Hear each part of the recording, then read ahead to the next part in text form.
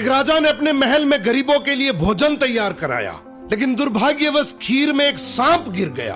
किसी को भी इसका पता नहीं चला और वो खीर गरीबों में परोस दी गई और इसे खाने से सभी गरीबों की मृत्यु हो गई।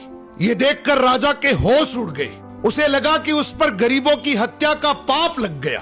पश्चाताप में वो अपना महल और राज्य छोड़कर जंगलों की ओर निकल पड़ा। उसने सोचा कि शायद तपस्या से उसे इस पाप से मुक्ति मिल सके। चलते चलते वो एक गांव में पहुंचा।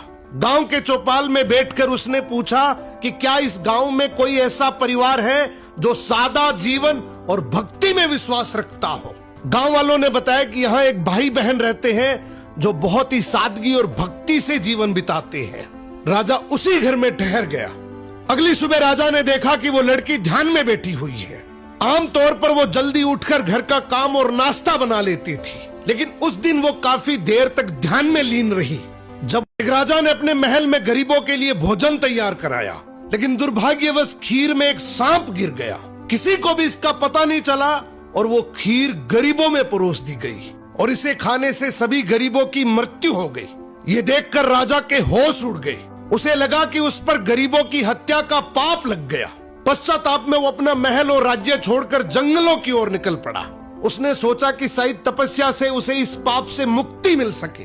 चलते चलते वो एक गांव में पहुंचा। गांव के चौपाल में बैठकर उसने पूछा कि क्या इस गांव में कोई ऐसा परिवार है जो सादा जीवन और भक्ति में विश्वास रखता हो। गांव वालों ने बताया कि यहाँ एक भाई बहन रहते हैं जो बहुत ही सादगी और भक्ति से जीवन बिताते हैं। राजा उसी घर में ठहर गया। अगली सुबह राजा ने देखा कि वो लड़की ध्यान में बैठी हुई है।